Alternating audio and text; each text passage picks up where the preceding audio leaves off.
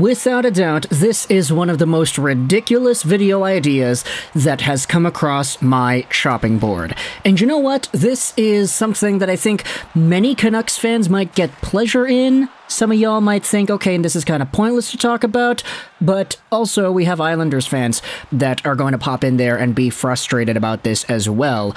Today we are talking about an idea tossed out there by Johnny Lazarus on the Empty Netters podcast. Now, if you're not familiar with who Lazarus is, he's done stuff for the NHL, he's done stuff for Bleacher Report and the Hockey News. He made an appearance on the Empty Netters show the other week, and on this podcast episode, they ended up talking about Islanders star Bo Horvat, and they had a very particular conversation about him.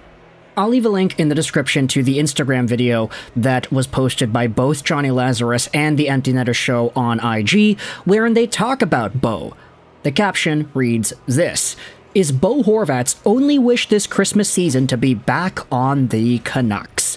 And if you listen to the audio clip, which is included in the video, they talk about Bo Horvat. They go over the return he had to Rogers Arena as a member of the New York Islanders, and they ask the question if Bo Horvat is, in the back of his mind, regretting his departure from Vancouver. They talk about the Islanders and how they haven't been all too fantastic. They talk about the Canucks and how they've been good. Now, to be completely transparent, this clip was from an audio podcast from a few weeks ago, back before the Islanders started stringing together some wins, and before the Islanders found themselves in this third overall spot in the Metro Division. It's pretty tight right now. The Capitals are 2 points behind them, the Hurricanes are 1, but the Islanders have found ways to win games as of the past few weeks, which is maybe why this perspective on the show is a little bit outdated now.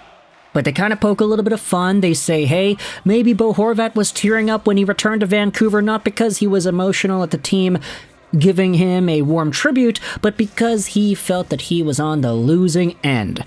And here's the thing that a lot of commenters will go out there and talk about in regards to Bo Horvat, especially if you're from here in the West Coast. It's not necessarily like Bo had the biggest choice and say in all of this. At the end of the day, the Vancouver Canucks traded him away for a package that they felt was appropriate, and a lot of this had to do with the fact that Bo Horvat straight up just wasn't getting the money that he demanded from Vancouver. He was so good in that final season as a Canuck that he was pricing himself out of Patrick Allvin's acceptable, appropriate range big time. And this wasn't helped by the Vancouver Canucks giving JT Miller that pretty beefy contract extension before the season began. In a way, you could say the Canucks chose to get Miller over Horvat, and that was an argument that a lot of people disagreed with at the time. Hey, JT Miller is feisty, he's got this attitude, why are they giving him more money? He's older, he's this, he's that. Bo should have gotten that money. Bo Horvat is more important, and then Bo had the season that he did with the Vancouver Canucks, wherein he got sent away shortly after. 54 points in 49 games played and 31 goals. He reached 31 goals in, 21 fewer games than he had the prior year? There was a point in the season where he was on pace for like 60 goals and 100 and something points.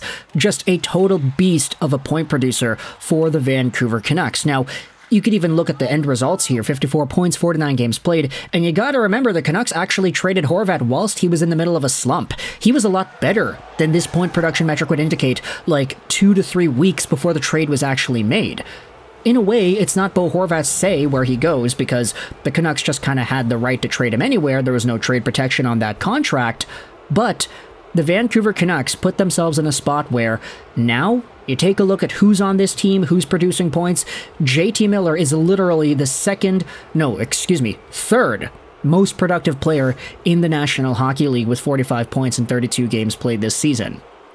Now, I'm not going to say necessarily that choosing Miller over Horvat was the right or the wrong move. You could say that because Miller is older, there's a little bit more of a risk there, but I'll also say that Miller plays a lot more of a physical and demanding game that I think meshes well with the type of play Rick Tocchet is promoting within this organization. Not that Bo Horvat would not have been able to do that, but there is reason to believe that if Bo Horvat was playing under Rick Tocchet instead of JT, the results on paper may not have been as great.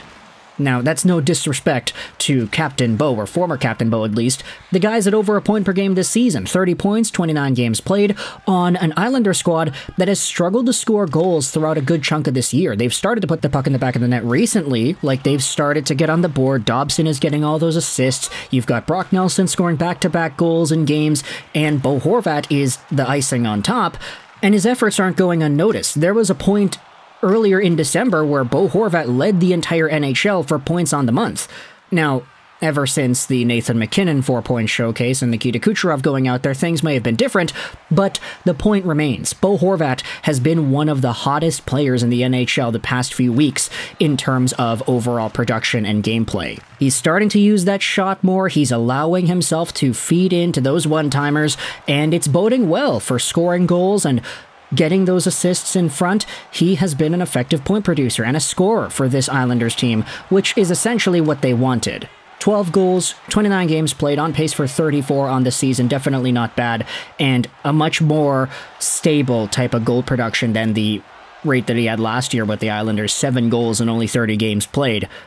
But at the end of the day, Bo Horvat has gone over from a Vancouver Canucks team that was better after they moved away from him to an Islander squad that very much welcomed him with open arms. So this idea that is tossed out there on the Empty Netters podcast as to whether or not Bo Horvat regrets getting sent away, maybe there was some air of truth to it, like 3 weeks ago when the clip was posted or when the clip was made on the podcast. But now, middle of December, things are a little bit different. But hey, both teams are happy now, right? The Vancouver Canucks were able to use the Horvat trade to get themselves a good prospect in Natu Ratu. They used the first-round pick in that trade to get Filip Hronek, who has been spectacular for Vancouver so far. And Bo Horvat is doing what Bo Horvat needs to do to put himself in the spotlight in New York, to mesh well with his line mates Matthew Barzal and whomever else. And he's been doing pretty important things. Shootout goals, clutch goals, that's Captain Bo for you, baby. He does not back down when the going gets tough. Is he a more valuable piece than JT Miller is? You can go out there and debate. I think most people would maybe go with JT Miller at this time, especially if you've watched Miller play. Like, there is just an added level of badassery and bossiness that JT Miller possesses that I don't think has been there in any of Bo Horvat's seasons in the past. Miller is just a snarky, feisty guy, and he's been so effective at protecting the puck this season in a way that I don't think we've ever seen. Like, he has been so good this year that there's a reason he's top 3 in the NHL in points. As for Bo Horvat, though, his improvements have been very sudden in the past month and a bit, so he has been alright. But you can let me know your thoughts in the comment section below as to whether or not Bo Horvat could, would, or should be regretful of his departure from Vancouver. How there's sort of a really twisted sense of irony there, that the team ends up becoming so much better after he gets traded away. Even though he stuck it through the thick and thin, he was here when the Sedins were still around. The only other guy who was on this squad when Henrik and Daniel were doing their thing is, Brock Besser? Thatcher Demko wasn't a full-time guy or even a backup back in 2017-18, the last Sedin year, so is it just Brock? I'm pretty sure it is, right? Or I think there might have been some overlap. Maybe he played like 1 game or something. But either way, thoughts in the comment section below about this entire Bo Horvat conversation. Again, a link is going to be in the description if you want to go ahead and listen to the Empty Netters clip wherein they talk about Bo Horvat maybe being regretful. Also, both of these teams have games later tonight. The Islanders are playing off at 4 p.m. PST against the Edmonton Oilers, or 4:30, excuse me. And the Vancouver Canucks have a game at 5 p.m. PST against the Predators. Now, I'm going to be transparent here and say that I have extracurricular activities to attend to tonight. There are some extra things going on with a few buddies of mine, end-of-year events that I'm attending, so I'm not particularly sure I'm going to be able to watch tonight's Canucks game, although I will try to get a post-game video out there depending on what happens and, you know, if I'm able to free myself up from the grasps of social events. So who knows what's going to happen? The Canucks have been hard on the Predators the past little while, but the Preds, I mean, they're a much better team now than they were a few weeks ago when the Canucks initially faced them, so I'm interested in seeing what happens there. And then, of course, the Islanders playing off against Connor McDavid and the Oilers. Hopefully Romanov goes out there and gets a ton of blocks and helps out my fantasy team. But either way, let me know your thoughts in the comment section below about the Bo Horvat regret conversation from the Johnny Lazarus appearance on the Empty Netters podcast. I hope you enjoyed this video. And bye.